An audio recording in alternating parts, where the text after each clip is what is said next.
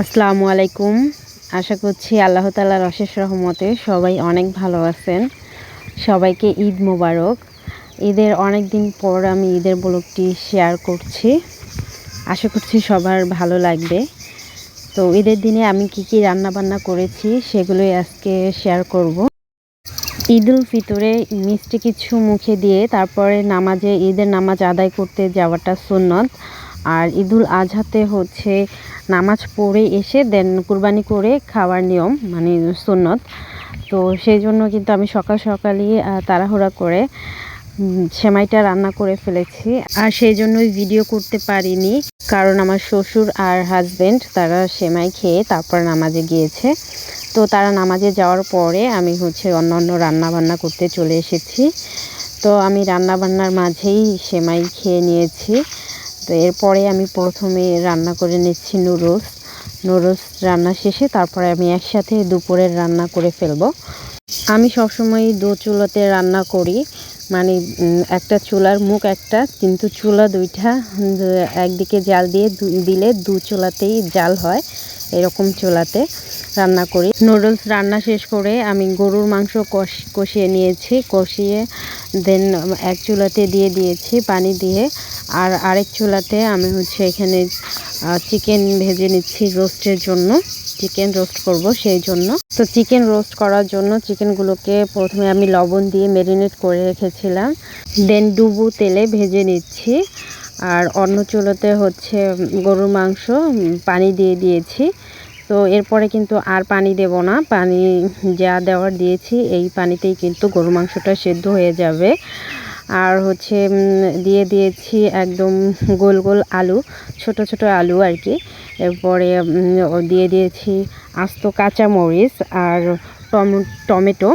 তো টমেটো দেওয়ার পরে তরকারির কালারটা যা হয়েছে না, দেখতে অসম্ভব সুন্দর লাগছে আর কি, টমেটো সুন্দরই মনে হচ্ছে। তো আমরা তো কাঁচামরিচ দিয়ে রান্না করি, আসলে তরকারির কালারটা ওরকম সুন্দর হয় না, তবে টমেটো দিলে কিন্তু কালারটা অনেক সুন্দর আসে। তো এরপরে আমি আরেক চুলাতে গরুর মাংস হতে যেহেতু অনেক সময় নেয়, তো এক চুলাতেও আমার গরুর মাংস হতে হতে অন্য চুলাতে আমার অন্যান্য সব রান্না হয়ে গেছে। তো এখন রোস্টের জন্য যে মশলাটা কষিয়ে নিচ্ছি, তো সেই জন্য কিন্তু আমি প্রথমেই তেলের মধ্যে গরম মশলা দিয়ে দিয়েছিলাম, গোটা গোটা গরম মশলা। এরপর পেঁয়াজ, মরিচ, আদা, রসুন, জিরা সব বাটা একসাথে দিয়ে কষিয়ে নিয়েছি। দেন এর মধ্যে দিয়ে দিয়েছি তেঁতুলের টক। এরপরে দিয়ে দিয়েছি দুধ। আমি কিন্তু এক্সট্রা টক দই দিইনি, তারপরে সামান্য একটু চিনি দিয়ে দিলাম। তো তেঁতুলের টক আর দুধ দুইটা একসাথে দেওয়ার ফলে কিন্তু একদম টক দইয়ের কাজটাই করবে। আর রোস্টটা একটু টক টক মিষ্টি মিষ্টি ঝাল ঝাল হলেই ভালো লাগে। তো মিষ্টির জন্য দিয়ে দিয়েছি চিনি, আর এখানে ঝালের জন্য দিয়ে দিচ্ছি কাঁচা মরিচ। বেশি মরিচ দেব না, হালকা মরিচটাই আমার কাছে ভালো লাগে, একটু টক টক লাগবে, একটু ঝাল ঝাল, একটু মিষ্টি মিষ্টি। আর দিয়ে দিয়েছি টমেটো ফালি করে। আর এদিকে কিন্তু গরুর মাংসটা অলমোস্ট হয়ে এসেছে। আর অন্যদিকে রোস্টের মশলাও কষানো হয়ে গেছে। এখন কষানো মশলার মধ্যে দিয়ে দিচ্ছি ভেজে রাখা চিকেনগুলো। আর এখানে কলিজা দিয়েছিলাম, কলিজাগুলো তুলে নিচ্ছি কারণ গলে যেতে পারে নাড়াচাড়ায়। তো এরপরে এর মধ্যে দিয়ে দিচ্ছি কাঁচামরিচ ফালি করে রাখা, আরও কয়েকটা কাঁচামরিচ ফ্লেভারের জন্য। তারপরে দিয়ে দিচ্ছি বেরেস্তা, তেজপাতা দিয়ে এখন নেড়ে চেড়ে নেব। তো নেড়ে চেড়ে একদম ভালোভাবে মশলার সাথে ভাজা চিকেনগুলো মিশিয়ে নেব। এ পর্যায়ে কিন্তু আর পানি যোগ করব না, কারণ আরেকটু ঝোলটা টানিয়ে নিলেই কিন্তু রোস্টটা হয়ে যাবে। তো এরপরে শেষের দিকে আবার একটু বেরেস্তা ছিটিয়ে দেব উপরে। তো ব্যাস হয়ে গেল আমার চিকেন রোস্ট। আর খেতে কিন্তু অসম্ভব স্বাদের হয়েছিল। তো ঈদের দিনে আমি প্রায় 25 থেকে 30 জনের জন্য আয়োজন করেছিলাম। নর্মালি দেখা যায় ঈদের পরের দিন সবাইকে দাওয়াত করে খাওয়ানো হয়। তো এবার ঈদের পরের দিনই বাবার বাড়ি চলে যাব, সেই জন্য ঈদের দিনই আমি সবাইকে ইনভাইট করেছি। তো রোস্ট রান্না শেষে এরপরে রান্না করতে চলে এসেছি ভাজি। তো এখানে আমি করলা ভাজি করে নিচ্ছি, আলু দিয়ে করলা দিয়ে মিক্সড একটা ভাজি।